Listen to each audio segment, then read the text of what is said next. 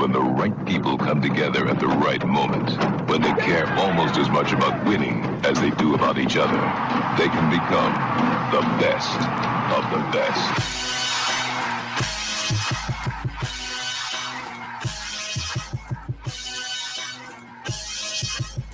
Welcome to the Best Soccer Show, the best soccer show in the whole world. Here we go! It's the Best Soccer Show. Jason Davis, Jared Dubois, live on a Sunday night, ready to go. I act like there's not two children sleeping in my house right now. My kid, Jared, my 13-year-old, just got back from a sleepover weekend with his friend. A sleepover weekend with his friend. And I asked him, what'd you guys do? He said, played video games. I said, oh, yeah? Isn't that what you did when you were 13-year-olds and did it? Yeah, oh, absolutely. Absolutely. I'm not in any judgment zone here. But I said, what time did you go to bed? He said 2. There's zero chance they went to bed at 2 a.m. Like, just no way. You think it's later? Oh, for sure it's later. If they were not told to go to sleep and lights were not turned off on them, they did not go to Jason bed. Davis, 13 years old, spending a night at a friend's house playing video games. 13 years old, what year is it for you? 13 is 1993 is when I was mostly 13. What video game is being played? Man, we were playing the hell out of some Mortal Kombat back then. I think we were all-nighting Mortal Kombat. N64? No. I think we were still on maybe Super Nintendo. Would have. That's what I meant. I meant Super Nintendo. Yes. Yeah, you're like 8. Yeah, 64 is college when we started playing GoldenEye all night and flunking out of college. That's a different experience. Yeah. Been there. Yeah. Those are the things that we did. All right, we're live here on a Sunday night. We're going to be talking about the U.S. men's national team. We're going to talk about Weston McKennie.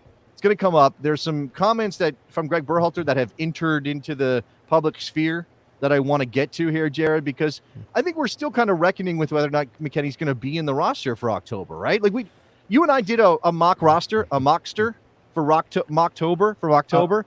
And sorry, did I step on your Mocktober roster? A Mocktober roster. Okay. We each did one, and I had a momentary hesitation. I mean, I know where I think he should be, but there was a momentary hesitation, right? Yeah, and I think that very quickly I got off my high horse about the ideals of what should happen on this roster once I saw Tyler Adams didn't play this weekend. I really quickly came to grips with my feelings about Weston McKennie. Yeah, what is going on here? Like, who have we offended as a soccer country? I mean, don't answer that question. I'm sure that somebody's got some. The English mainly. We can't seem to get a roll going with everybody healthy or everybody behaving. Or everybody in decent form. Sometimes a player will suddenly go out of favor and end up on the bench that we think is going to be very important with the national team. And here we go with Tyler Adams, and that's another one, right? When we get to the Mocktober roster, Tyler Adams, where is he? How's it going, Tyler? Are you going to give us? Is there an Instagram update? Has anybody seen Tyler give us an Instagram update? I'm not up on the gram right now. I'm not up on the gram. I'm not sure. But you need to follow his girl too. His girl might let something loose, like she did with the with the Champions League draw. With the Champions League draw, yeah, that's it. You always got to follow the wives and girlfriends of the players. You know, that's where you get the real info, guys. Okay, that's where you get the real good stuff. For sure. So, but that does bring up a thing, though. When is the roster officially supposed to be announced? Is it tomorrow? Well, if you think about the way things worked the last time around, we went into was it 1 week? Opened up on the Monday ahead of the games. The first game is on Thursday. I believe it was the week before, but yeah, I mean, you get a week of club matches, a weekend of club matches before they arrive, but the roster was already out, right? Yeah. So first game is the 7th, Thursday the 7th, I believe. So we would probably likely hear next week on tomorrow the 27th would be a good idea for it because they would report 1 week from that day. Yeah. I don't know if it'll be tomorrow. It might be midweek. I think it'll be midweek is when we get this. Why is my camera's not... Okay, nobody can see this happening, but my camera's going bad, so I want to make sure I get that right. Yeah, I don't want to mess up that nice face up there, man. You want to make sure it looks good. Look at this tip from Jackie. Jackie is saying, our guys are so young, you have to follow their moms to know what's up. The moms got the real scoop, or the dads who like to mix it up on Twitter. Yeah, there's a couple dads recently, right? There's a couple dads recently that had some stuff to say. Speaking of or Weston McKennie, maybe follow sisters. I don't know. I believe Weston McKennie's dad got mixed up in everything that went down with him. All right. So first of all, do you have any other business to bring to the table before we get into the meat of this show? Because I want to make sure that if there's anything else that's pertinent here, and we're going to talk about Leagues Cup too, because while we're not all the way in on MLS at the moment, there are some things. Oh, you want to see my new T-shirt? For anybody who's watching the video, you look at my new T-shirt. I got sent to me. It says "Good night LAFC." I also think that's what the Galaxy say to him after their win. Well, what I was going to say is that I think it was supposed to be like a Good Night Moon reference, and it's lovingly said, but the way that LAFC is playing right now and the loss they had on this weekend, maybe it is Good Night LAFC. Listen, I'm not one place to talk a lot of crap as a Galaxy fan right now. Things ain't rosy over there, but at least we're not them. Well, we're about to get Jay Rodius during a Galaxy game on this show tonight, right? Oh, if you don't think ESPN is already queued up over on the other screen, ready to go, you're crazy. So around 6:30, your boy's going to start being distracted. Distracted Rodius is happening here. All right, so let me give you, because I don't think you've even heard these comments yet, right? From Greg Berhalter. No. On the U.S. Soccer Podcast. So he's doing the U.S. Soccer Podcast discussion with Bobby Warshaw, and Bobby. They talk about the 3 games in the last set of qualifiers. They talk about El Salvador. Berhalter gives some thoughts tactically, the way that El Salvador approached the game. It talks a lot about how we should have won that game. The numbers say we should have won that game. Sometimes it doesn't go your way. I will let you decide as an American soccer fan whether you buy what Berhalter is shoveling. Either he's shoveling the good stuff and it's actually meaningful, or you think he's shoveling, that good old-fashioned bullshit. He did the Canada game. They obviously talked about the Honduras game, and in that part of the conversation, right around the Canada-Honduras conversation, Bobby brings up the Weston McKennie thing. I want you to hear what Berhalter has to say and tell me what you think. There you go. Last question on Canada before we move to Honduras was, you've now played them 4 times in 2 years. I may have the wrong one. I may have queued it up to the wrong spot. So let me make sure I get to the right part of this because... All right. Well, I do want to hear what he has to say because I'm interested to see if he takes the same line and the same that he did in the press conferences. But we're a month on now. I don't feel like he can still lean on the same place and the same talking points he had a month ago because.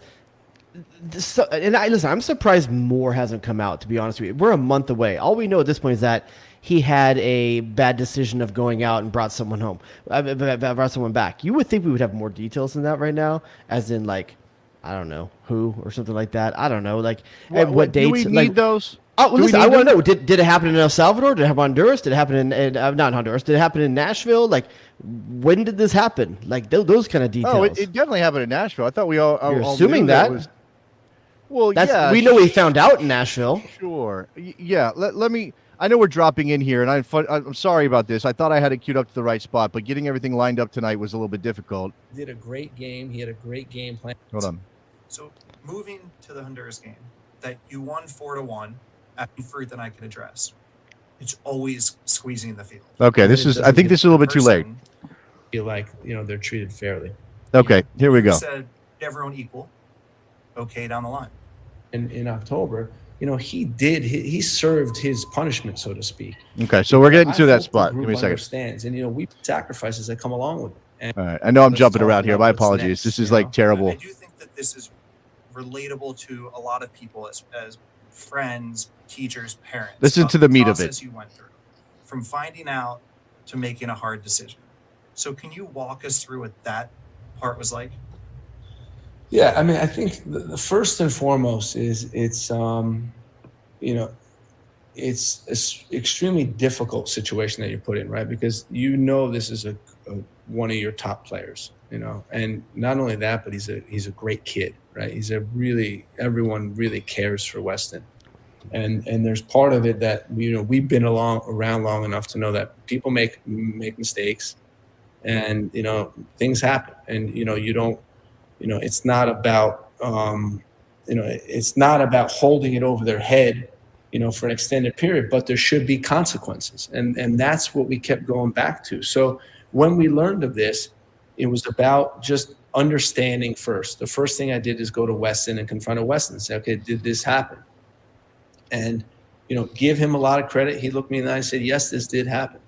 And I said, okay, well, now let's talk about what's next. The first thing is, this was the day of the game that we're having this conversation. I said, you're not going to be playing this game today. And, it hurts me to tell you that, but this is how it's going to be. And I think that gave us a little bit of time. But the next thing was, where do you go from there? And then it was about, talking to the staff about it and talking about, what our values are as a group and what we represent. And as we were doing that, it started to become more clear, what the answer was. And, again, it's not to hang Weston out to dry. It's more of a message of, listen, we're in this intense period of trying to qualify for the World Cup. We all say this is what we want to do. And we know there's going to be sacrifices that come along with it. And, when we have players that aren't willing to make the sacrifices, there has to be consequences for it, because there's not a lot of room for error in this thing here. And so we talked with the staff, and eventually we came up with the idea that he's not going to be taking part any more of the camp, and we're going to have to move on without him this trip. And in the end, we felt strong about the decision. We felt sad for Weston, but we focused on how do we win the next game. After the Canada tie, how do we turn things around and win the next game? How do you read into? Okay, let's stop there because Bobby asked another question and moves on. What do you make of that, Jared? Because again, the part about confronting McKennie is interesting to me. And DMAC in the chat just said, "Oh, did somebody snitch on him?" I don't think that's necessarily. We don't know that happened. It could have happened that way. What is McKennie going to do though? And we got the reports that he did 2 different violations. I don't know when this confrontation happened, after the first one or after the second one. If it happened after the first one and he did something again the next night, well, okay, now I don't know if he comes back, right? So, in terms of the main question we're asking, which is, will McKennie feature in the October camp? Yeah. 2 things stuck out to me in that statement. One, he said at one point, in this window. He very specifically said, and granted, remember, he's saying this a few weeks after the window at this point when this interview is going on. Yes. So to make sure he says this window, it definitely talks about that. Okay, and then another thing. There was another word he used early on, and I apologize. I should have taken a note of it, but it was something else that we talked about, the immediacy of just right then. That were there was 2 different times in that where he seemed to talk about a short term time frame. The intensity of that moment in that group with the challenge that was in front of them, right? Yes. That was so it sounds like he's already trying to set up the fact that he's done his time, he served his time. Yeah. But I would wonder one other thing, just to widen this conversation for just a moment, and we can narrow back down afterwards. If Weston McKennie, who's now technically a 3-time offender. There's 2 instances, like one at Juventus, one at the U.S. national team. But 3 times. Let me finish. Okay. 3 times total. Okay, 2 of them were in the same window. Okay. What is the next step for Weston McKennie if he doesn't learn his lesson this time around? Well, so I don't know. There are a couple of things here. One, I don't know about the autonomy of Greg Berhalter in this situation. Obviously, it's his team. He can choose who he wants to play. In this case, in this window, he chose not to play McKennie twice and then sent him home even before that second game against Honduras that he didn't play in. I don't know if he can unilaterally kick McKennie out because he's the coach. I don't know if there are some internal rules. There is a collective bargaining agreement that U.S. players have with U.S. Soccer. I don't know if there are any rules within that around. He can just not select him. No, that's what I'm saying. He can. There's always sort of, he can always kind of do that and just say, "Well, I chose not to bring him in." Now everybody will know, and I don't know what that exactly means. But look, I don't know that McKennie's the kind of guy who's going to make a big stink out of it if he's get left out because he'd obviously done something stupid and screwed up. I don't. I think you're right, though. I think this sounds like a thoughtful coach who wants to maintain good relationships, maybe throughout the roster, the whole team, but also with McKennie, and he's not going to unilaterally kick the guy out. I also don't know that the Juventus incident can be pulled under the same umbrella as all this. I know he did in something terms of making a character judgment on a person. Yes. It can. Sure. Okay. I think you're confusing what legally might be able to happen versus what. I don't mean legally. I mean within the culture of the individual team. So Berhalter knows about the Juventus thing, and certainly he probably doesn't think McKennie made a good choice. He probably thinks McKennie screwed up, and I'm sure that's one piece of evidence in whatever mental dossier Berhalter has of McKennie. But if you're talking about this moment, the thing that stuck out from the reporting and the way this went down with McKennie is that he had broken the trust with his teammates, right? Maybe some guys on the team are like, whatever, he had a girl in his room. Who the hell cares, right? Whatever, get yours. Or he went out one night, okay, whatever. I would have done it too, but I thought I would get caught. I'm not going to really judge the guy. But if there are rules in place and there's a task in front of them and they're supposed to be doing it as a team, and he hurts the team by breaking the rules, gets caught and gets sent home, well, then now nobody can trust him, right? That's what matters, I think, to Berhalter most. So he has to ride the line between bringing McKennie back in because he's a good player and he needs him, but not souring the group because he's brought in a player nobody can actually trust.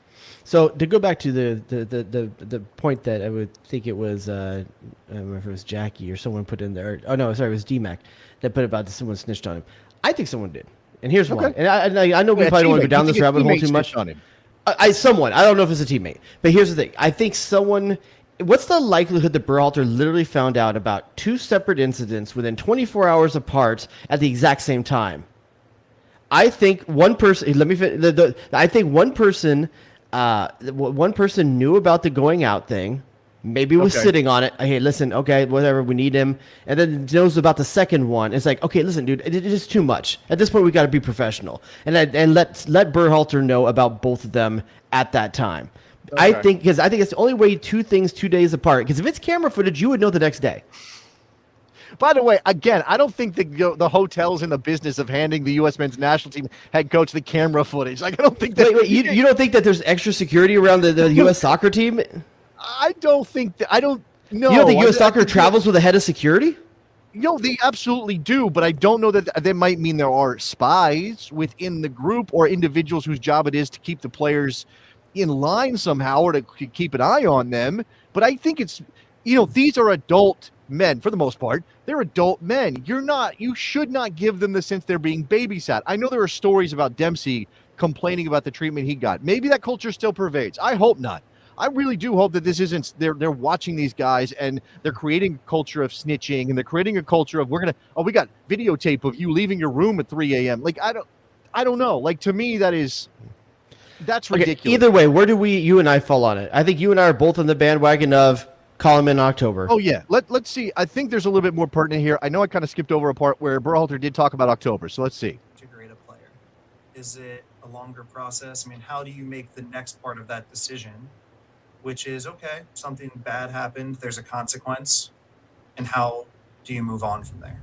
Well, I hope the group understands, and we purposely didn't go to the team and ask about. By the way, this is an interesting point that he says here, because when we heard about the story originally, there was at least some bubbling rumors that the team was involved in the decision. Yeah. That Berhalter asked the team, polled the team, took an informal questionnaire or something, and they sent basically sort of saying that McKennie was sent home because the team wanted him to leave. But that's not what Berhalter says here.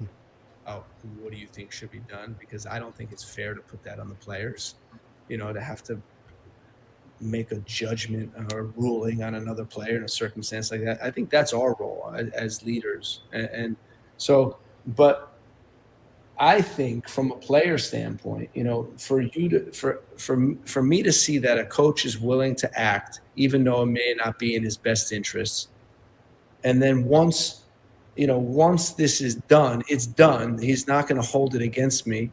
I think that's a fair way to look at things. Okay, that's interesting too, right? He's basically saying pound of flesh. the decision was made. The mistake was made. The decision was made. We are done here. That September event is a September event. What happened in September stays in September. That's rosy and all, and I don't necessarily disagree with that. But the players reserve the right to still not hold him in high regard if they think this is a character issue. But is there a team in the history of the world where every single player got along and everybody respected everybody equally and there weren't some tensions within the group? No.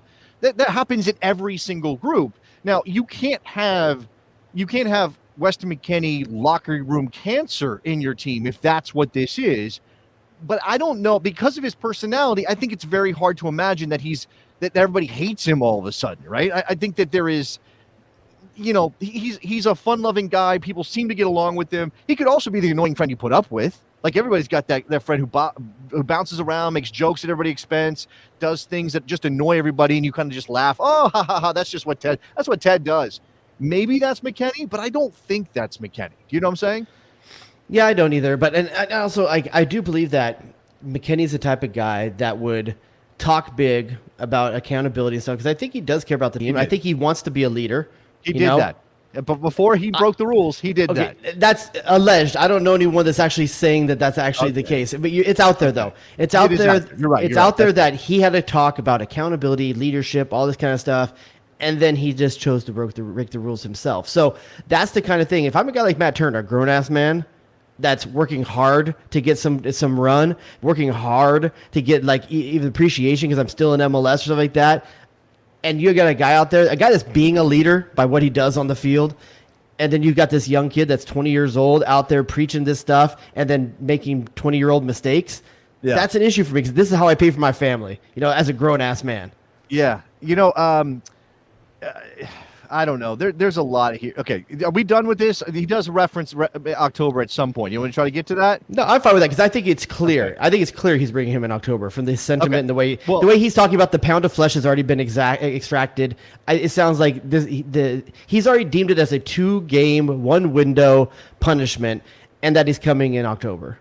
Okay, and we can only hope, and I think this is the right move, to trust Weston McKennie to get it right this time. Right, to be an example. Now, look, but there's a 3 strikes you're out kind of thing here, though. Sure, that's true, and we can get into determinism and whether or not you actually have free will or you're just kind of always destined to be who you're going to be one day. I know I'm getting real deep here, but in this multiverse, perhaps. Is Weston McKennie the kind of guy who he doesn't have to change, right? He just has to not do dumb shit, right? Please, Weston, don't do dumb shit. I don't know how to say that in Italian. Don't do dumb shit. That's what we're asking, right? Yeah, I mean, you can do dumb shit like Tyler Adams fouling a guy, breaking up a play. That could have been a scoring shot. No, but listen, there's more than one way to mess up, is what I'm saying. Yeah, right. What Tyler Adams did isn't going to get him sent home. It's a growing moment. It's an interesting thing. It's like, and this is another like philosophical discussion, but and I have to use a hypothetical because although Tyler screwed up by fouling behind the ball on Mark Anthony Kaye, which led to that attacking opportunity not coming off, if Tyler Adams goes in 2-footed and breaks an opponent leg, or it doesn't even matter, goes in 2-footed and gets sent off. A very dumb challenge, like incredibly stupid challenge, and he gets sent off, and therefore he is not only out of that game, he's suspended for the next one. We kind of go, oh, that's part of soccer. He made a mistake. He made a really dumb decision, but we don't say, well, he can't come back to the next camp, or there's a discussion to be had about the trust he has lost. But because Weston McKennie made a dumb choice off the field, right? And I don't know, maybe you think of not leaving your hotel room when you're in the bubble headed to Honduras or whatever, or coming to Nashville. Maybe you think of that as a much easier mistake to avoid than a 2-footed tackle on a soccer field. I don't know. But there is a question to be had because that would certainly be losing trust of the team if you do something so dumb on the field that you hurt the team too, right? Yeah, I bet on the field, though, it's a split-second decision. It's a split-second decision. Okay, sure, but they're professional soccer players. You're supposed to know better. Just like at some point, Weston McKennie put on his dancing shoes and decided to walk out onto the street. Okay, there's some premeditation to this. He found a way to get a girl up to the room. Man, I picture him with one of those room service carts with the girl under a sheet on it and like getting her up to the room. Look, when the siren call of the bachelorette party is in the air, what are you supposed to do? Like, are you supposed to just like plug? And by the way, we're assuming it was a girl. We don't know Weston's flavor. Oh my I don't even think that matters. Whatever he did. I just don't want. I don't want to be insensitive in the way I'm speaking about this. I understand what you're doing. I'm just saying I don't think it's material to anything. And he has had girlfriends in the past. I believe you can check that out on Instagram. Okay, my bad then. Okay, the girl then. My bad. Just saying. All right, with this information, and then we still have a lot of unknowns, but with this information, let's dive into the October roster discussion here, because we decided to put together what we think the roster might be. Now, we have some evidence from the weekend to go on here, and this is going to definitely inform this. And then there's the issue of injuries and other things. So, Jared, would you like to begin? Where do we start? I think keepers, because it's easy. I think it's going to match dead on, you and I, and it's going to be what's taken. Turner, Stefan, Horvath. I don't think either of us are going to have a variation of that. Turner, Stefan, Horvath, all three of those gentlemen. With we hope Matt Turner, I think, starting, but yes. Well, whatever. Okay, let's move to the. But just if there was a dark horse, who's the dark horse keeper? Let's say someone goes down. Who's the keeper that comes in? Oh man, is it Sean Johnson? I mean, maybe. I guess because he knows the system. Yeah, JT Marcinkowski. It's not Marcinkowski. It's not. William Yarborough is probably playing better this year than a lot of those guys, but he's not going to be. He's not going to get the call up, is he? So yeah, prone to a big mistake here and there. I think. What? Yarborough. I think he's prone to a big mistake here. Well, so is Zach Steffen, right? Nicky Soup and Salad saying Brad Guzan, which makes sense too. Yeah, Brad Guzan could be the caddy, could be the guy that comes in, the veteran leadership element. If you're bringing in a guy to be the third guy, you're bringing in a young guy. If you're bringing a guy because two guys are hurt and you need a potential starter in World Cup qualifying, you pull the Guzan card. Well, you know what? And we don't have to open this up wide, but we could talk about, well, look, if there was maybe a little bit more leadership, veteran presence in the team, maybe McKennie doesn't make the dumb mistake, or maybe he's less prone to being independent and doing something stupid. And you have traditionally brought an experienced goalkeeper. It doesn't have to be a guy who was formerly number one. It can be somebody like Nick Raimondo, right? Somebody everybody respects. And they don't have one of those because all three of these are young guys. All three of these guys are not experienced on the international level, at least in qualifying. So you could argue that you're missing an opportunity here to maybe bring a Guzan, who will headbutt you if you decide to try to sneak out. Yeah, a guy that's going to be waiting in the next to the elevator in a folding chair for any player that's trying to leave the hotel. That'd be amazing. That would be amazing. All right, goalkeepers. Let's move on. Despite the whole veteran talk, let's talk about center backs. Okay, just center backs first. Okay, my list for center backs. Hold on. Did we also clarify that this is a 26 player roster that you and I are doing? Yes, because that's what Berhalter did last time, right? Yeah, potentially it could be 30. There's a lot of injuries out there. We're just doing 26. We're matching what he did last time. We're not saying that's the right number. We're just going on what we know. Okay, yes, so exactly. For me, center backs, I am taking John Brooks. Okay. I figure you're going to ding. Miles Robinson. That is also a ding from me. Mark McKenzie. That is not a ding from me. A 3-back system, and you're not going to take Mark McKenzie, huh? Okay. I don't know how much 3-back we're going to play after what happened in Honduras, but potentially. But also, John Brooks didn't show you too much in that last game. So the last center back that I'm taking, Chris Richards. And once again, and this is where I'm going to make a clarification. This is the roster that you and I think Berhalter will bring in. Yes. Not who I want to bring in. Very clear. This is not Jay Rodius's pick. This is Berhalter's pick that I think is going to happen. I do. With this one, I do. Tim Ream. Okay, so I did not end up with Tim Ream on my roster, and I thought about it, and I probably should. Now, how many was that? How many center backs did you have? 5? That was 1, 2, 3, 4, 5. Okay, I only have 4 center backs on my list. Now, again, this is under the assumption that it's a 4-back system, not a 5 or a 3 center back system.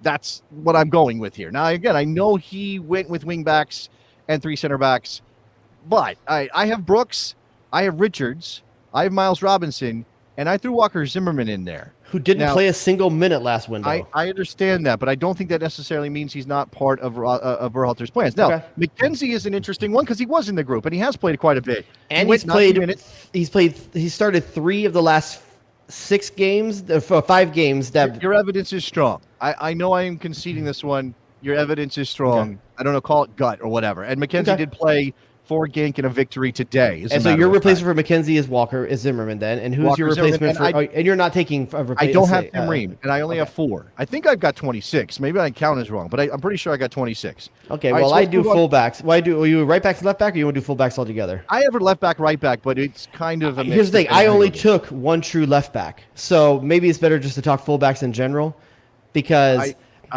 okay, you only took one true left back because you have Sergino Dest. I'll talk about it right now. I have 2 guys potentially in the team. Well, let's not forget that Berhalter's not above putting Tim Ream out there, but I don't want him to. But I'm just saying, if you're going to say he's a left back. Okay. So for just fullbacks in general, Anthony Robinson. And then also able to play left back is Sergino Dest. Yes. And a guy that I'm going to take in my squad, which is Joe Scally. Okay. Who is a right back who has played about 50-50 almost at Mönchengladbach on the right and the left. Okay. That's that's just who can play left back. In addition to that, I am taking DeAndre Yedlin. Okay. And then I'm putting a name on this roster because if it's available, Berhalter is taking him, and that's Julian Araujo, because he said he was going to make his decision in October. And this is the moment, if he's going to play into October and make his decision in October, if Berhalter has the ability to bring him, he will. Okay, so I leaned heavy into attacking players in a way you did not. So, maybe I'm gun shy because of what happened with the injuries in the last window, and I think I need cover there. I ended up with, and I know he did not look great at times, but he is a true left back, and I thought we needed two true left backs. I got George Bello again. I know I had him at first, then I switched him for Scally. I have George Bello. I have Anthony Robinson as my left backs, and then I have Dest and Joe Scally as my right backs. Now, Cannon could be in there. Yedlin could be in there. Obviously, was in the last one. Berhalter seems to like him. He's a veteran influence. I could be wrong about this. I don't know how you get Scally. Again, I don't think you need Scally, Dest, and Yedlin, although Dest can play left. I mean, as you said, so can Scally. Scally has played left back multiple times for Mönchengladbach to start the season. So I'm just saying, to me, and this will tip my hat a little bit into the midfield as well, I thought the performance from George Bello and James Sands was poor enough that I thought Scally and some other players would be better to bring into this window. Okay, before we move forward, I do want to address this from Wesley because it's a very interesting question. It's about the quarantining situation, the Premier League releasing players to red list countries. Panama is a red list country, which means that Premier League players, Pulisic, Sargent, Stefan, would not be able, and maybe the championship players too, so Robinson and Ream would be on this list, would not be able to go to Panama. They could stay in Texas or get ready for the last game against Costa Rica in Columbus, but they would not be able to play in Panama. The government of England, of the UK, is exploring an option that would allow those players to only quarantine for 5 days in their team bubbles when they get back. So that would mean they would then be available for the Panama game. So that's not done as far as I know. But 5 days when they get back, does that make them ineligible for the next game for the U.S.? No, that's the whole point. Oh, what do you mean? No. Because Panama's in the middle of this fixture list. No. 5 games once they go back to England after the window is 5 closed. games or 5 days? 5 days. 5 days. Okay, but here's the thing. They come back from Panama. You're not saying that they have to quarantine for 5 days when they get back from Panama. You're saying they have to quarantine for 5 days when they get back in the country of England. Yes. Okay. Which means they should be able, they can train. They can be in their team bubble. They don't have to go quarantine in a hotel, basically, is the point. They can be in their team bubble, they can train, and then they can play the following weekend for their club team, which is the whole point of why the Premier League was like, you can't go because we won't have you. You got 10 days in a hotel after you get back. All right. Okay. Fullbacks are definitely an issue. Could you say your fullback list just one more time for me? Bello, Robinson, Dest, and Scally. That's my whole list. No Yedlin. Okay. I do not. Wow, you only took 9 total defenders. I only have 8 defenders on my list. To be 8 defenders. Wow. Yeah, I only have 8 defenders. I probably should bump it. You know what? Now that I think about it, let's throw Yedlin in there. Actually, this is a good idea. Who are you going to drop then? I'll drop. I had a center. I had a midfielder that I'll drop. So I'm dropping a midfielder. But he's not you can speak to that in a second then. Okay, so let's move on. Let's move on to role. Let's talk defensive midfielders because that's a specific role in this system or in the team for Greg Berhalter. I'm only taking 2, and that's going to be Tyler Adams and Kellen Acosta. Now that's assuming Adams can play. If Adams can't go, you're going deep into a well here for potentially Yule. I think you'd bring Busio actually instead of Yule. I think Busio is the name I'm dropping from my list. Okay, and I don't have him in my list either. Right. I considered. Now, I realize in terms of versatility, Acosta, while he can play in a couple of different places, you don't need 3 defensive midfielders. And Acosta doesn't have to just be one. But I think that 2 makes sense there. So if I've got Yedlin now as one of my fullbacks, I have 2 defensive midfielders just like you, Adams and Acosta. Again, provided that Adams is healthy enough to play, because he was held out this weekend in a win for Leipzig, right? I think they won. Yeah, one of their bigger wins. I think it was pretty good. And little bit of stress off of Jesse Marsch there at Leipzig, so that's good. Okay, so from there we move to center midfielders. And I'm putting everything else. I'm only taking a total of 6 midfielders. Very small very similar to what Berhalter did last time. Yes. So I've already said Adams and Acosta. My other 4 are McKennie, Leggett, Roldan, Musa. Okay, so we match in that regard. Then once you drop Busio, then so we have the exact same midfielders. The only one that I would consider who wasn't on that list, and he has not been in, and I know people are clamoring for him, is Luca Della Torre. So, I thought about it. He's been playing well. He's another, but I think if you bring Musa, you don't bring Della Torre. That's my thought. I think the issue is you have to take more forwards than you want to, because Pepe's just not. You don't know yet. It's one game, okay, and you don't know about Pulisic's health. You don't. There's just a few. There's more question marks in the front line than any other part of the field right now, I feel, which makes you take. I'm taking 1, 2, 3, 4, 5, 6, 7 forwards for me. I have 8 on my list. Because you took less defenders. I took 1 fewer defender than you did, so I have 8. So yeah, it's even bigger. And that's the problem. That's why Luca Della Torre, who I think was probably both of our first bubble guy potentially, for an offensive role. I mean, Busio if you can't take Adams. Well, so I'll admit that I'm shoehorning one player in here who I want to see, who I'm not 100% is going to be in the mix, and it's possible that he brings another midfielder to cover in that spot, and then so it's 1 fewer forward. And I would say this too, with Luca Della Torre, it could be Julian Green as well. I think for a lot of people, that is the same choice right now. Yeah, maybe. Julian Green looked good midweek. Best player on the team against, was it Bayern Munich? They lost to Bayern Munich. Yeah, he clearly is in a good vein of form. Have you thought about maybe Julian Green's experience with the U.S. national team is just soured and he doesn't want to do it? No, I don't think that's the case. Because he didn't come to the Gold Cup. He didn't. I mean, we're assuming he was asked. He wants to play. I'm pretty sure he wants to play. But obviously there's some considerations there, and I don't know. He doesn't want. I don't know. I don't know. I can't speak for Julian Green. I think that choice of Della Torre versus Green is an interesting one, because obviously Della Torre's younger. He's got a lot of potential. He's playing in a league where, week to week, it's not as intense competition-wise. Not that Heracles is some great team in Holland, but it's not the same as the Bundesliga, right? And Julian Green, he can only play teams his way back up to this. Yeah. All right. Let's go to so I have this as wingers and center forwards, but obviously there could be a little bit of overlap here, a little bit of movement. Yeah, I think it's best if we just kind of go through them all as one shot. Is that better, or do you want to isolate between the two? You want me to go? Let me go this time, and I have the control of the sound effects. So go, and then I'll ding on it. Okay. I'll do the strikers first. Okay. So we got Ricardo Pepi, Giassi Zardes, Josh Sargent, and Matthew Hoppe. All right, and then that leaves me with 3 wingers, which is Pulisic, Weah, Aronson. So you have one more name there, and let me see if I can guess it. Can I guess it? Yeah, go ahead. Yes. Pifak. No, I left Pifak off. Yeah, because I have Sargent, Zardes, Pepi, who are center forwards. I know Sargent's been moved around a little bit, and Hoppe would want you to call him a center forward too. And by the way, Hoppe wants to be, yes, and I think he played as a pair of strikers against Real Madrid. He did not. I don't think he played this weekend for Mallorca, but he did play midweek against Real Madrid, a game I watched. Yep. The name I have is Conrad. I want to continue to see Conrad in this team. Oh, you know what? I apologize. I should have had that name in there. I should have found a way to get that name in there. I mean, that's the thing. Like, we're at a point now where, yes, there are some questions, but there are enough players who can mix in. And, again, we're talking about no Gio Reyna. If Gio Reyna was healthy, where does Gio? Who loses out? Conrad definitely loses out. Probably is first, or maybe even Hoppy, which is I would agree with that. Yeah. And here's the thing. Here's the reason why I didn't make room for Conrad, because I shoehorned in Julian Araujo potentially. So if Julian Araujo wouldn't come with this team, I would bring Conrad de la Fuente.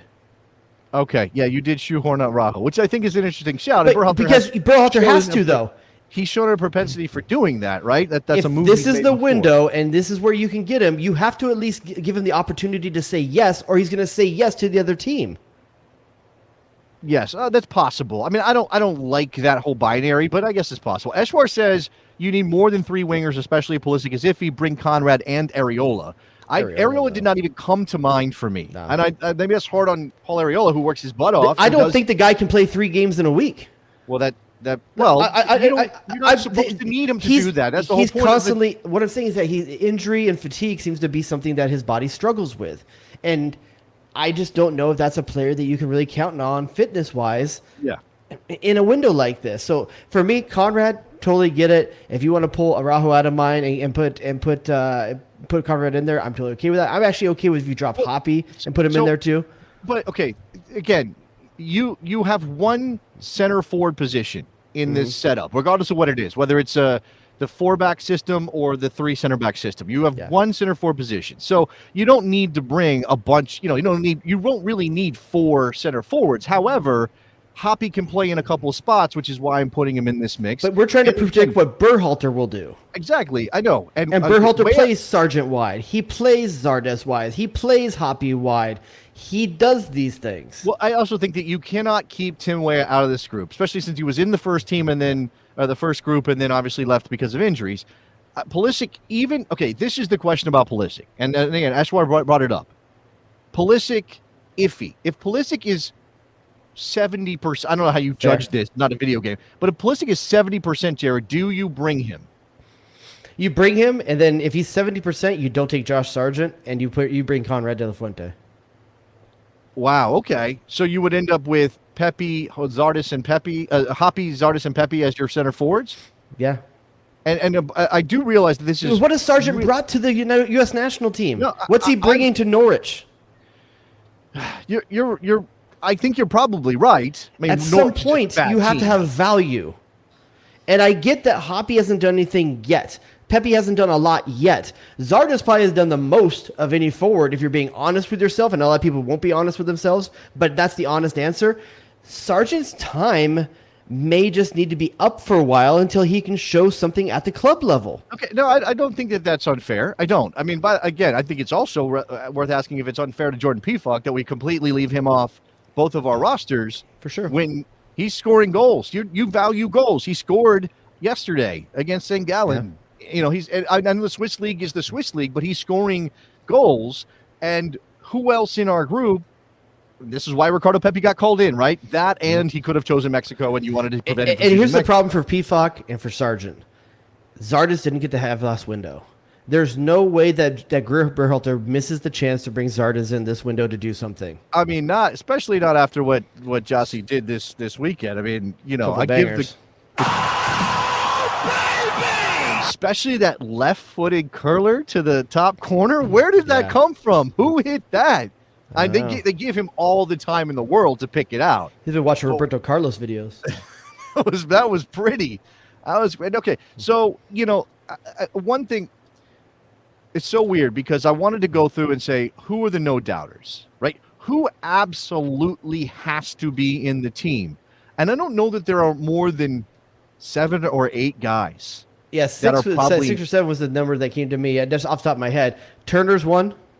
Turner's definitely a no doubter, 100%. Miles Robinson. Okay.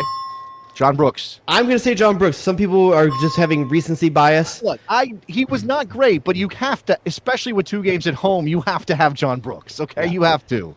Yes. That's probably the only 2 defenders I'm going to say you have to have. Because here's the thing about Dest. Whoa. Oh, okay. Here's the thing about Dest. I'm waiting. He got yanked out of games in this last window, dude. He did. He did. Do you think Berhalter sees him as a must-play player?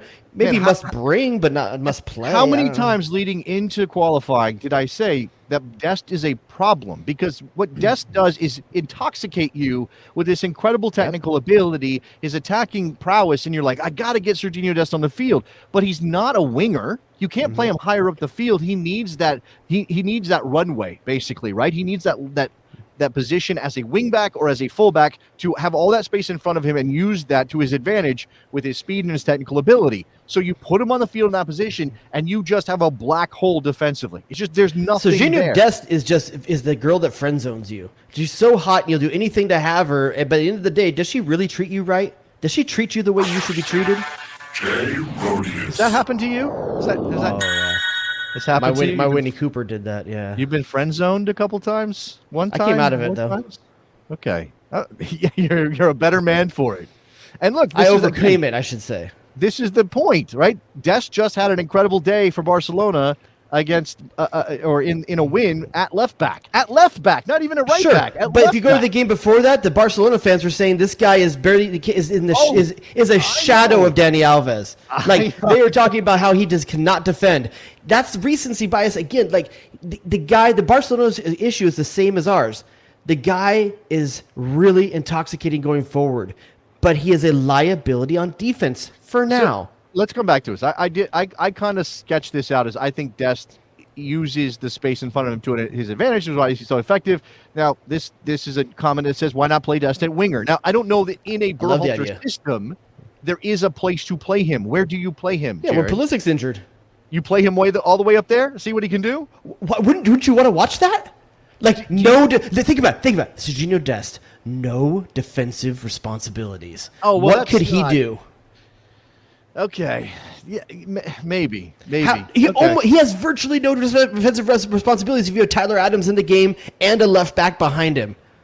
Okay, let's come back to in the spirit of talking about where Sergino Dest could play. No, hold on. We didn't finish our conversation about the must call players, but we can go back to that if you like. But you're right. Okay, go ahead. Adams. Yes. Okay. 100%. Yeah. If healthy in there. Yes. I'm not saying McKennie right now. I think you're wrong about that. I think you're wrong about you because of the off the field stuff, because of the discipline stuff? And has he looked good for Juventus? Has he looked good for the US? I watched him in that midweek game for Juventus where he started and went 90 minutes, and they had to come back. I think it was it. I can't remember who they beat. They came back and beat somebody 3-2. Delict. No, it was one of the newly promoted teams. So I'm not remembering. It wasn't Sampdoria, it was somebody else. But McKennie went 90 minutes, and I'm watching the game, and he doesn't look great, but no one in Juventus looks like they know what they're doing right now. And remember, he's been moved all over the field, relatively speaking. Yeah, but what player is the coach calling out in the press conference afterwards? I know that, but it's so wild to me that that's the case because I don't think he was the weak link in that team. But what we don't know is what's happening behind the scenes. Okay. It's possible. And when a coach is going to call a guy out in the press conference like that, it makes you feel there's more than what we know about what's going on. He missed an opportunity or two. I think there were a couple. He certainly put one over the bar. That was, by the way, but he did not miss. I know, six. but the coach said that though. Hold on, but doesn't that just speak to whatever insanity is going on in Allegri's brain that he said 6 chances? I mean, he is clearly throwing Weston McKennie under the bus. So whether you think McKennie is good enough for Juve or not, it's a different question than whether the coach is throwing him under the bus. He is making McKennie a scapegoat. And maybe that means that McKennie has to go. He has to get out of Juventus because it is done. As long as Allegri is the manager there. And by the way, I think they also won this weekend. I did not check. I don't think he played. McKennie probably didn't play. If they don't turn it around, Allegri might go anyway. But if he does stay, then go. Get out of there, right? Like, Weston McKennie's not a bad soccer player. He's not. And I don't know. No, I didn't say he was. I know, but you're saying he's not a must call up. And I think on talent alone, believing that he can get himself together, he has to be in the U.S. men's national team. He just has to be. Okay. Our whole first segment was useless then because the whole question was, does he have to be called up? No, I'm saying the first segment was whether or not Berhalter will call him up because of the disciplinary issue in September, not whether he should be. If Weston McKennie didn't screw up in Nashville, would he be in your team? Yes. Okay. Would you call him a a lock, a guarantee? Not everything about my decision about to call up a player is based on just their technique and form. It's who they are as a person, what they contribute to the team. Okay, is it a positive overall? He's not a must call for you. You're not stripping away that stuff. You're adding it to the Not pile. right now. I want to see him in the next window. I think he gets called. I think he probably should be called. I don't think he's a must call up for this window. Okay. All right. What else? Keep going. Up front, we got Christian Pulisic. I think Brendan Aronson is a must call up right now, especially with Gio right now. True. Yes, I think that's true. And I'm gonna say Pepe. I don't think that I think that was one of the first names put on this roster up front when Berhalter sat down and did it. And it's not necessarily because we know that he's a lock going forward or anything like that, but you need to see more of what he does. Okay. I think that, unfortunately, and this is not because he's a starter or anything, and I say unfortunately only because there's not a lot more depth there. I think Kellen Acosta is a must call. I think he has to be in the team. Like, you have to have him as cover if Adams is not healthy. You're playing 3 games in a week. But we're saying a bench player is a must call up. Then that's kind of a stretch. No, I'm saying it's a must call because your team is more than 11 players, right? It's okay. So it's the AC Green situation here, then. But because you could make an argument that Zach Steffen doesn't play very much in Manchester City, and Ethan Horvath is up and down with Nottingham Forest, so they're not must calls. You could go get Brad Guzan. You could go call up another keeper, right? The same thing goes. So obviously, look, Brooks is just the best center back we have, even if he's not great in moments. You move on from there. You're talking about Miles Robinson, just because, right? How quickly did he become a must call? Like, you have to call him in because you don't have that quality of center back. But there are other center backs who could back him up, right? You can say Chris Richards, you can say Mark McKenzie, you can say Walker Zim. You can even say James Sands, even if you don't like him. You could call in any of those guys. They're not must calls. But you only have one guy that can step in if Tyler Adams does not play, as far as I'm concerned, in the national team pool, right? Yeah, I think it's a far distant third, to a Busio or 25-year-old Dax McCarty. We'd be fine. We don't have 25-year-old Dax McCarty. I would take Dax McCarty right now over Jackson Newell. Would you or not? If you were going to put a name on a roster right now, would you take Dax McCarty or Jackson Newell? That's a pick your poison right there. Man, wow, that is like the most pointless pick your poison of all time. No way, dude. This is a World Cup qualifier, which means a veteran kind of thing. That's what Dax McCarty has. His team is doing pretty damn well right now, and he's the leader of that team. I'm not saying Dax McCarty is an international caliber player. I'm just saying if you had to bring one of the two. Oh, yeah, okay. It's Dax McCarty, because I know if I put Dax McCarty in a game with 20 minutes to go, I know what kind of effort I'm getting. I know what kind of understanding of the game I'm getting. Absolutely. And he's the leader on the field. You're right, 100%. Yes. Now, Chad agrees as well. Yeah, I see that. Lots of Dax love in there. And Dax deserves the love. He does. Yeah. He's fantastic. He's going to go down as a legend in Nashville after being a legend in like 3 other places. Dan says we need 4 goalkeepers because only one can go to Panama. That, again, we talked about it earlier in the show. Maybe you missed it. People listen back in the podcast are going to hear this a second time. We think there might be an adjustment to the rules around UK-based players traveling to red list countries. So just keep an eye on it this week. By tomorrow, they could have settled that, and Pulisic and Steffen and Horvath and all those guys might be able to travel. So okay, there was a point you were trying to make about Sergino Dest that I didn't let you make earlier when I said we need to finish the conversation about must call ups. I don't remember now. We could just my apologies. Yeah, no, it's okay. It is. We got a couple minutes left. Your team is playing right now, right? I have not brought it up because that's how into it I was talking about the U.S. national team. Okay. Do you want to ruin it and tell me how much they're losing by right now? I haven't looked. I haven't looked either because I've been so focused on this. But what I want to get to is an MLS topic, and this won't be for you don't have to be a hardcore MLS fan, I don't think, to appreciate that we need to talk about this. And it's the Leagues Cup expansion that's coming in 2 years, Jerry. Why is that? Hold on. Why does that make you fall asleep? Why is that a thing? I just understand why I should be excited about it. Well, that's a reasonable opinion to have that I'm not excited about it, but it's going to happen and it's going to fundamentally change MLS, right? Don't you believe that that's going to be a thing when we get to a summer and they're going to break for a month and say, let's all play the Mexican teams for a while? Here's my thing. I don't understand why we are so needy to have Mexican validation and put them into our MLS culture so badly. We've been shoehorning Liga MX teams into what we do for as long as I've been a fan of MLS. Remember Superliga? Remember all these other versions of this that we tried to put together? I'm tired. maybe it's just me being an old school MLS fan. I'm tired of watching my players from my club team tire themselves out playing against, because as a Galaxy fan, it's always a Galaxy team that's having to play in these games classically. And I'm tired of seeing guys play minutes about games that mean nothing. I'm tired of the need of validation where we only are able to give ourselves positive feedback based off of whether or not we are successful against Mexican teams. Yeah. I don't need it.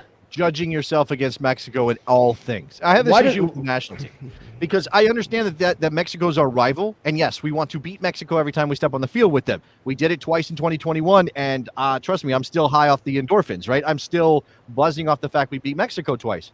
But I hate that we always talk about, oh, well, we're not as good as Mexico, or Mexico does this that we don't do, or Mexico has this, or I understand, like, maybe in FIFA rankings it matters, but only in the sense that we're talking about trying to get seeded for the World Cup.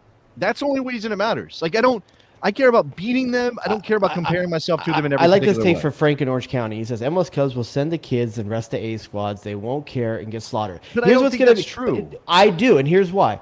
When is this going to be played? Right in the middle of the MLS season, right?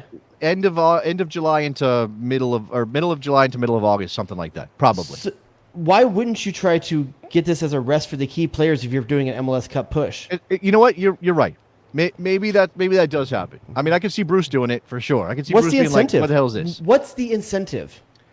I'm sure there's a little bit of money on the line. Well, they're putting money on the line. There's going to be significant money on the line. If Mexico's involved this heavily, I'm not saying I know what it is, but there's going to be significant money on the line. And I don't think the Players Union is going to sign off on this, and maybe they don't have a choice. I don't know what the number of games in a calendar year is necessarily, but I think that there's going to be significant money there. Now, there is an issue that even if you don't rest your guys, even if you play your best guys, you could lose 2 games. It's 3 team groups. So you get 2 group games, and then they eliminate teams to go into the knockout round. So if you only play 2 games, then you do have like 3 weeks off of doing nothing. So it's already built in if you lose those first 2 games. Why not play your best team, give it a shot, and if you lose, why whatever, not lose those 2 games and get like a month off? Sure. Okay, sure. Is that I know Nick's got to weigh in on this as a FCC, as a Cincinnati fan. I'm interested in this because how often does Cincinnati get to play against some of these teams normally? So, Nick, what are your thoughts on this? So the Sausage King of Chicago. We'll bring him in. First of all, it is a good point to be said that most of the history of MLS versus Mexican clubs is big Mexican clubs, Club America, Guadalajara, Monterrey, Tigres, versus the more elite MLS teams. I mean, for lack of a better way of saying it. So, yes, Nick, as a fan of a non-elite MLS team, what do you think of this?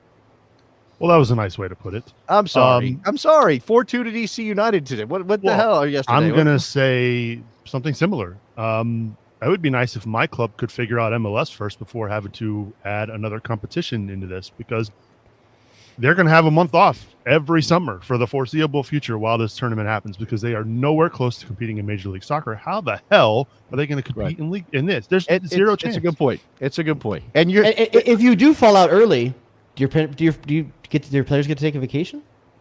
I don't know. I don't think so. I think they still have to train. And then I think again, so much of this is like half-baked, right? So much of it is like, here's an idea. But we don't actually have any details yet. Is this falling between the Apertura and the Clausura? I think it's possible that this will start right after the Apertura starts, like 2 weeks. So here's my other issue with this. Mexico isn't stopping in the middle of their season, like right in the middle, like right in the hot part of their season. No. I don't. If we could take a month off in this MLS season to do this, why can't we? And again, this is probably opening up a whole can of worms for a whole other topic. Oh yeah, you're about to open it up. Yeah, I am. But then let's adjust the schedule for Major League Soccer to take the time off in the winter to do this tournament and play from, I don't know, maybe August to May, like the rest of the freaking world does. Okay, I'm not as hung up on that as a lot of people. I would rather, to Nick's point, I'd rather play this in January, February. Sure. So that MLS teams, it's their preseason. Like, this is what they do. And then they might actually be ready for the CCL finals and semifinals that they're never ready for. Then you are playing Mexican clubs in the middle of their season, and they will wipe the floor with every MLS team. Okay. And Hop there I don't is care bad. anyway. I don't care anyway. I'd rather. Would you rather? Which should the average MLS fan care about more? Super League? Is that what it's called? Is this what this is called? Leagues Cup. Leagues Cup. Leagues Cup. Whatever. Cup. Leagues Cup. So should the average MLS fan care about Leagues Cup or the CCL final? No, the CCL. That's the big deal, right? They're building this into you can qualify for the CCL from this tournament. That's part of this. Can we? Too. I can't wait for. There's your window. There's your window, Nick. That's how you're going to get it finally. My goodness. No, I mean, look, I understand. I'm not on board with this. I just want to make sure that we're thinking out the reasons why we're against it for the most part. The other part that bothers me, and maybe they'll change this one day if it becomes some massive hit, but probably not because money is money is money is money. All of the games will be played in MLS venues. No games in Mexico. It's a month-long World Cup style tournament between MLS and Mexican clubs with all the games happening in America or Canada. Which, let's call it what it is, Jason. It's a month-long grift on your perceived, your perceived inadequacy with Mexico. That's what it is. It's a month-long grift. But I don't think it's about it. Well, maybe it is about inadequacy, and it is also about tilting the playing field a little bit in the favor of MLS in order to get some wins. There's that. But this is just about trying to boost the profile and the money-making capabilities of both leagues. But MLS is looking for. Don Garber used the phrase rocket fuel about 12 times when they announced this thing. This is rocket fuel for our quest to become an important league and blah, blah, blah, blah, blah, blah, blah. You know what's rocket fuel for this league? Sell more players to Europe like you have been. That's rocket fuel for this league. Has this league ever had more respect in the world than it has right now? It's going to come from Mexico's results. Here's the thing, and it my was issue with Don Garber, not you, by the way. I apologize. Jackie said it earlier, and I'll say it here on the show so people can hear it. And I said it on the radio show. Did you know that I have a radio show, Jared? I don't know if you knew that. I want to tell you about my... Play the drop. WNBC. You know about it, right? WNBC. I know of it. You know of it. You've heard of it. The big billboard I put outside your house. Yeah, you and Tony Meola have a game. I mean, you and Tony Meola have a show every afternoon. Oh, I don't know if I should be offended or Brian Dunstan should be mad at you, I guess. At some point. Wait, you don't live in Utah? Level? No, I don't live in Utah. I don't go hiking every day with my kids. I don't do that. I wish I did. I don't have an incredible Bruce Arena impression. Dunny's got an incredible Bruce Arena impression. I've heard it. It actually is quite good. It's pretty cool. No, the thing is, you have to, if you want to beat Mexican clubs, whatever, if that's a thing that you care about, whether it's the CCL or this thing that you've created, you have to let teams spend more money across the entire breadth of your roster. Stop with this. Well, you could only spend $1 million+ on a 21-year-old who has come through a system. Unless you picked up a chance card when you pass go that lets you spend more money if it's in this way. Do you have your special pass for an extra DP because you met the requirements and knew the secret code? No, stop it. Stop it. Give them more money to spend across the entirety of the roster. Because what happened in the Leagues Cup final that they just had, the one in the I call this like the test version of the Leagues Cup, right? The one we're playing now or the one we just finished. Seattle loses to Club Leon, right? Leon, it's 1-0 Seattle going into the 60th minute. Leon brings in 3 players at that point with the 5 substitutions. They bring in 3 players, and everything about that game changes. Suddenly, Seattle's getting just bombarded on their end of the field. Eventually, Leon scores. They get a penalty kick, and they end up winning the game. And you can see the money. You can see the dollar signs or whether the Mexican peso sign on those players as they enter the field and change the complexion of the game. MLS teams have quality 1 through 12, 1 through 14, 1 through 15.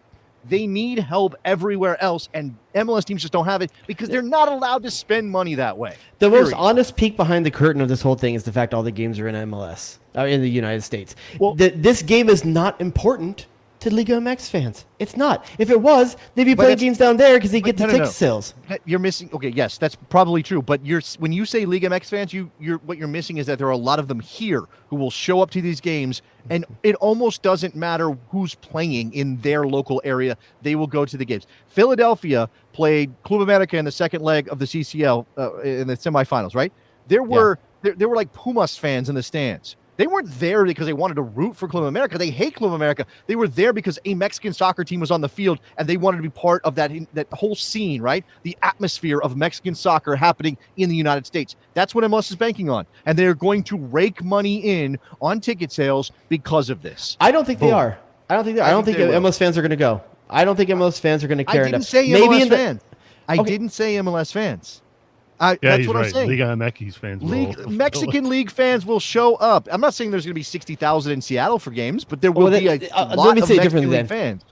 I, as a MLS fan, lose integrity for my team that they're being forced to play in a glorified exhibition that is only about making money and not about actually improving my team or adding to the legacy or potentially hurting the players. Well, okay, go ahead. Sorry.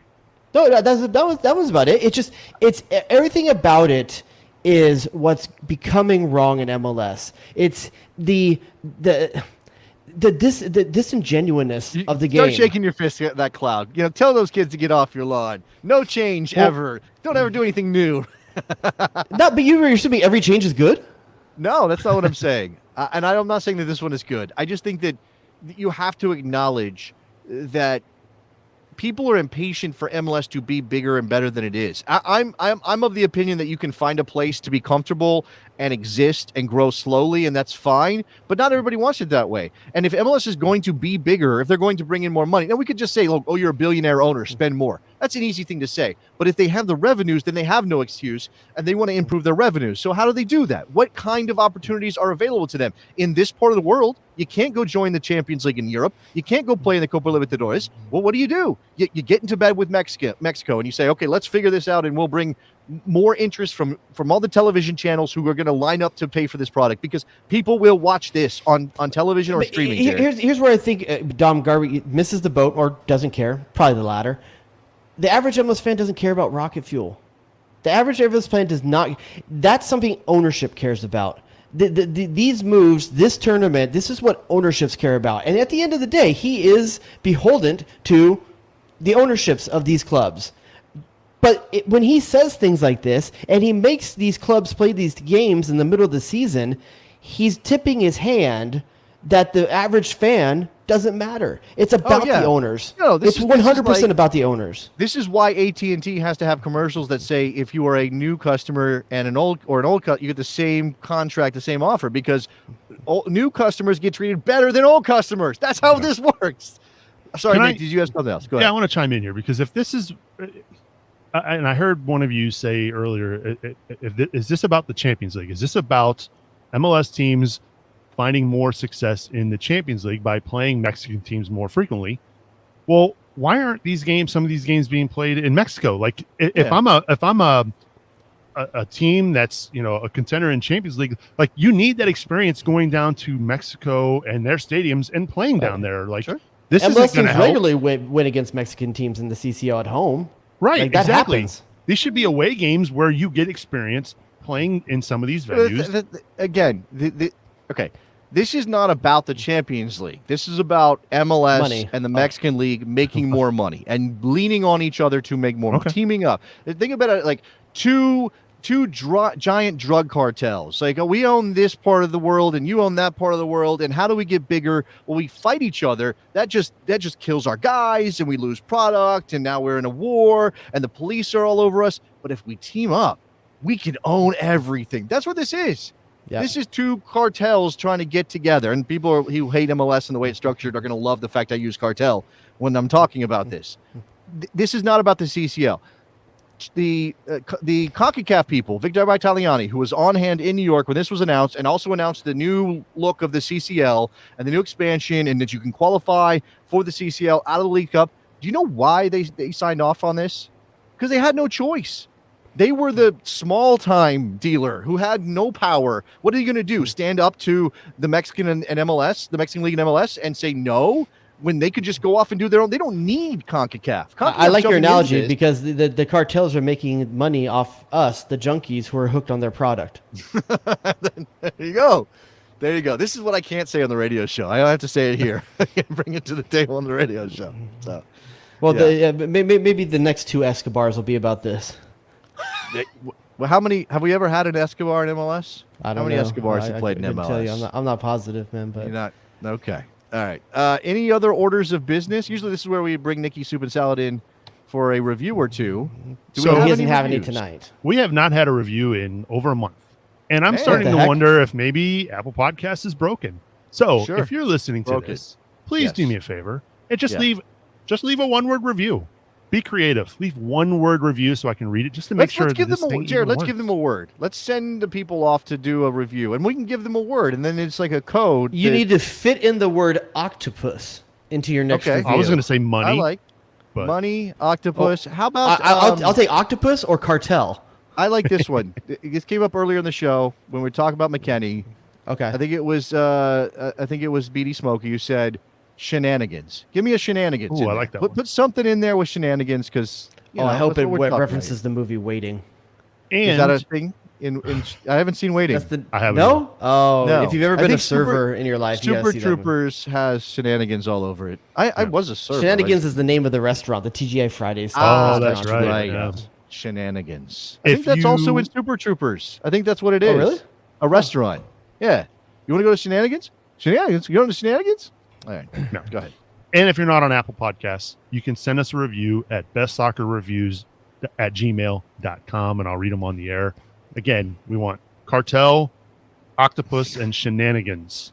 If you get them all in one, I mean, you're the next level. Oh, absolutely. Yeah, you gotta, use your imagination here, people. Concoct a story. Tell us a story with those words.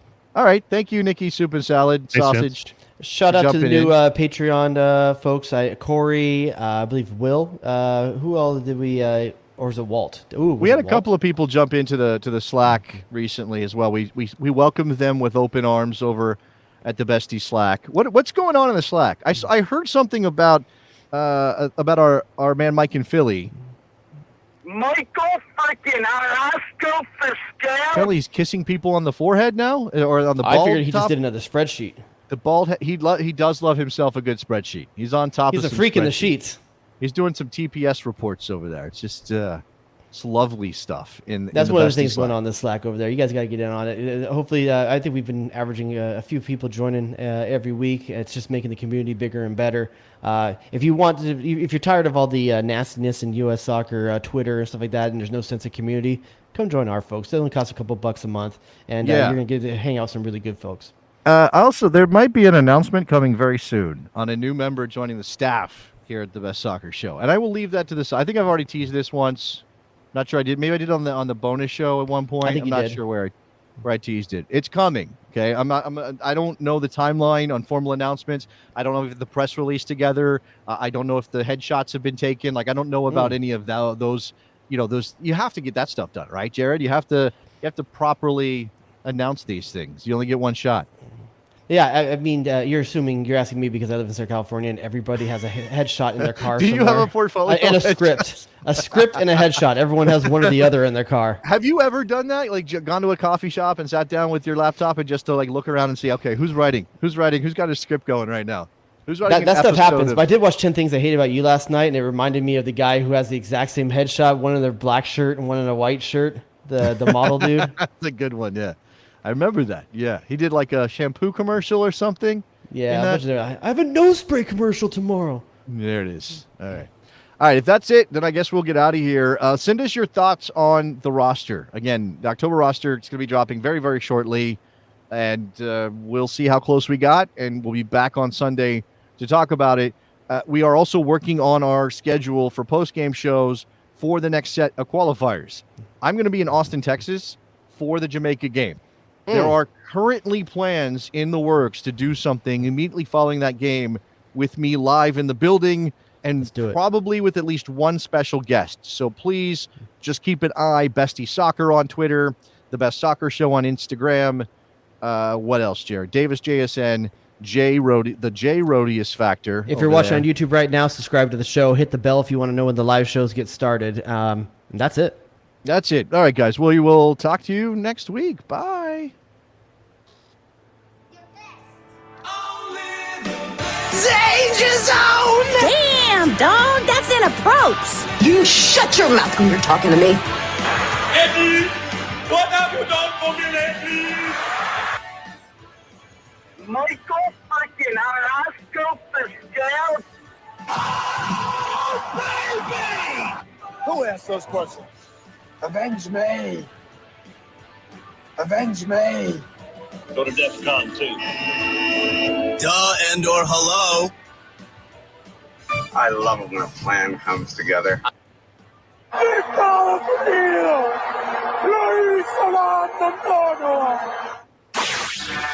Jay Rodius.